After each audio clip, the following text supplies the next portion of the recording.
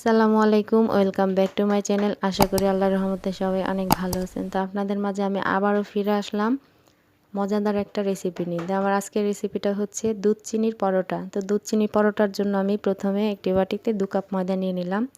2 cup ময়দার সাথে আমি দিয়ে দিলাম স্বাদমতো লবণ, তারপর দিয়ে দিব হচ্ছে পরিমাণ মতো তেল। তো তেল আর লবণ আমি একসাথে মিশিয়ে নিব। মিশিয়ে আমি অল্প অল্প করে পানি দিয়ে ডো তৈরি করে নিব। তো আমার রেসিপিটা দেখে আপনারা বাসায় ট্রাই করবেন, ট্রাই করে খেয়ে আমাকে কমেন্টে জানাবেন। আশা করি আপনাদের কাছেও ভালো লাগবে।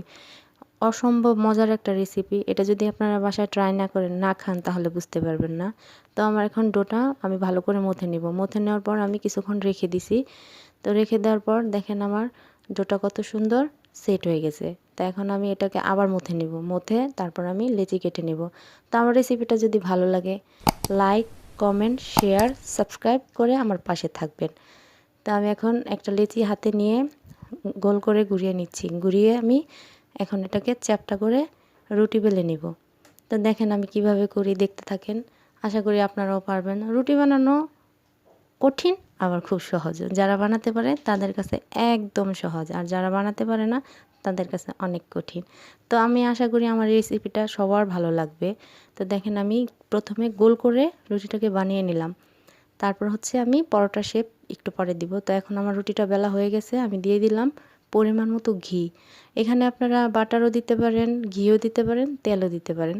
তো যার যেটা ভালো লাগে। তো ঘিটা দিলে অন্যরকম একটা ফ্লেভার আসে ভিতর থেকে। তো ঘিটা দিয়ে এখন আমি দিয়ে দিব হচ্ছে চিনির গুঁড়া।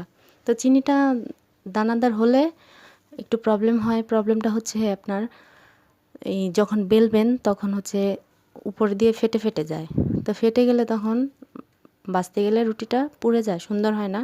তো এখন আমি চিনি গুঁড়া দিয়ে দিলাম। চিনি গুঁড়া দিয়ে আমি দিয়ে দিব হচ্ছে গুঁড়া দুধ। তো চিনি, তারপর হচ্ছে আপনার দুধ, এটা যার যতটুকু প্রয়োজন অতটুকু নেবেন।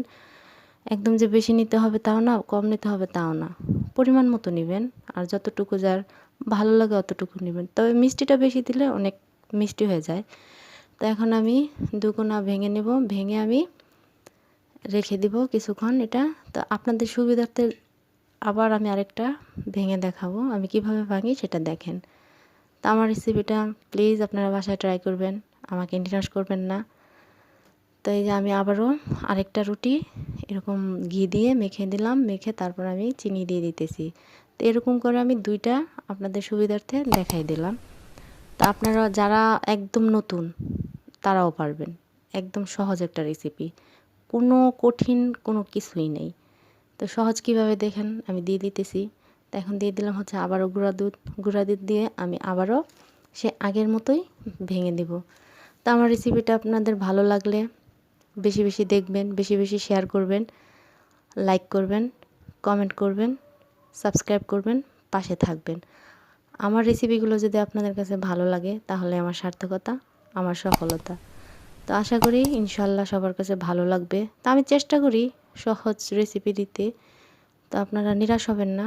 তো আমি এই তো ভেঙে নিলাম। তো এখন আমার 3টা লেচি আছে। তো এখান থেকে আমি একটা পরোটা নিয়ে নিলাম। তো এটা আলতো হাতে বেলবেন। সাথে যদি একটু গুঁড়ি দেন তাহলে বেলাটা সুন্দর হবে। তেলের চাইতে গুঁড়িটা দিলে ভালো হয়। তো আমি আলতো হাতে বেলে নিতেছি। বেলে তারপর আমি ছেঁকে নিব। তো চার সাইডগুলো একটু চেপে চেপে দিবেন। এমনভাবে চাপ দিবেন না যাতে ভিতরের দুধ আর চিনিগুলো বের হয়ে যায়। তো এই তো দেখেন আমি কিভাবে বেলে আমি পরোটাটা যেভাবে বেলে নিতেছি আপনারা ওইভাবে বেলে নেবেন। কোনো শক্তি খাটিয়ে পরোটা বেলা যাবে না। তো পরোটার ক্ষেত্রে আস্তে আস্তে পরোটাটা বেলতে হবে, তাহলে আপনার চার সাইড খুব সুন্দর হবে। তো পরোটাটা বেলা হয়ে গেলে আমি চলে যাব হচ্ছে চুলাতে। তো আমার পরোটাটা বেলা প্রায় শেষের দিকে। তো আমার পরোটাটা দেখেন কতটা সুন্দর হয়েছে, চার কোনা কত সুন্দর হয়েছে। তো আপনারাও আশা করি ইনশাল্লাহ পারবেন। কোনো কঠিন কোনো কাজ না, খুব মজার একটা রেসিপি। মজার খাবার খেতে গেলে একটু কষ্ট করতেই হয়। তো এখন আমি চুলায় তা অবশ্যই পরোটাটা এখন আমি একটু ভালো করে ভেজে নিব। তো আমি এখন একটা চামচ দিয়ে একটু চেপে চেপে দিতেছি। চেপে চেপে দেওয়ার কারণ হচ্ছে যদি আমি একটু চেপে দেই তাহলে আমার পরোটাটা সুন্দর হবে। তো পরোটা হোক রুটি হোক একটু চেপে চেপে ভাজলে ভাজা খুব সুন্দর হয়। তো পরোটাটা একদম মিডিয়াম আছে ভাজতে হয়েছে, হাই আঁচে দিলে পরোটাটা পুড়ে যেত। তো আমার ওই পাশটাও খুব সুন্দর ভাজা হয়েছে, এই পাশটাও ভাজা হয়ে গেছে। তো এখন আমি হচ্ছে দিয়ে দিব সামান্য পরিমাণ ঘি। তো ঘিটা বেশি লাগে নাই, অল্প পরিমাণে হয়েছে। তো এখানে ভাজার সময় আপনারা ঘি ব্যবহার করতে পারেন, চাইলে বাটার ব্যবহার করতে পারেন, তেলও ব্যবহার করতে পারেন, যার যেটা ভালো লাগে। তো ঘি দিয়ে ভাজলে পরোটাটা খুব মজা হয়। তো আমার পরোটাটা দেখেন কত সুন্দর করে ফুলছে। তো আপনারা যদি আমার রেসিপিটা ফলো করে বানান, আশা করি আপনাদের পরোটাগুলো খুব সুন্দর হবে। পরোটা হোক, রুটি হোক, খুবই সুন্দর হবে। আসলে রেসিপিটা অনেক মজার একটা রেসিপি ছিল। তো আপনারা বাসায় বানিয়ে খেলে বুঝতে পারবেন যে কতটা মজার পরোটা ছিল। তো আমার পরোটাগুলো ছেঁকা হয়ে গেছে, দেখতেও খুব লোভনীয় হয়েছে। তো আমার রেসিপিটা ভালো লাগলে পাশে থাকবেন, আমাকে সাপোর্ট করবেন। আসসালামু আলাইকুম, আল্লাহ হাফেজ।